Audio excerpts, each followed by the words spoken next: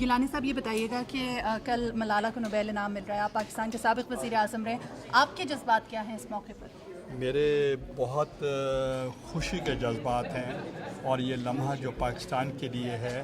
جو اس وقت وہ خوشیوں کا منتظر ہے، تو میں سمجھتا ہوں ملالہ کو جو ایوارڈ ملے گا وہ پاکستان کے 18 کروڑ عوام کی خوشیوں میں اضافہ کرے گا، اور 8 کروڑ وہ پاکستانی جو پوری دنیا میں رہتے ہیں ان کے لیے بھی خوشی کا دن ہے۔ 2-3 سال پہلے آپ نے پہلی مرتبہ ملالہ کو ایوارڈ دیا تھا، کیسا محسوس کرتے ہیں کہ کیا آپ نے اس کا پوٹینشیل دیکھا تھا؟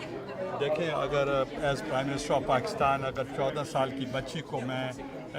پیس ایوارڈ دے رہا ہوں تو اس کا پوٹینشیل دیکھا ہوگا، تو میں نے ان کو بلا کے اور ان کو اپنے پرائم منسٹر ہاؤس میں ان کی پوری فیملی کو میں نے وہ ایوارڈ دیا۔ ریکگنیشن جو آپ نے دی تھی پاکستان میں 3 سال پہلے، اب اس کو پوری دنیا مان رہی ہے، ایک اس کے بارے میں بتائیے گا۔ دوسرا یہ کہ ملالہ یہ کہتی ہے کہ وہ بھی بڑے ہو کے سیاستدان بننا چاہتی ہے، اس کو آپ کس طرح دیکھتے ہیں؟ کیا ہمیں سیاست میں نے ابھی یہ کہا کہ پاکستان میں 18 سال سے 40 سال کی عمر کے جو نوجوان ہیں ان کی تعداد 60% ہے پاکستان میں، تو یہ ان کی نمائندہ ہیں، تو اس لیے فیوچر تو یوتھ کا ہے، تو اگر وہ کہتی ہیں تو وہ ان کا نام بھی ہے اور انہوں نے عزت کمائی ہے۔ آپ کی پارٹی کتنی ہیلپ فل ہوگی اگر ملالہ آپ کی پارٹی کے تھرو سیاست میں آگے بڑھنا پسند کریں؟ دیکھیں، ہماری جو پارٹی ہے وہ پروگریسو ہے، لبرل ہے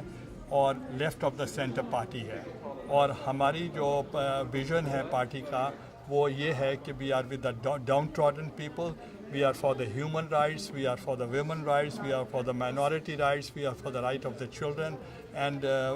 education for all. I made the amendment in the constitution. Thank you so much, Gilani sir.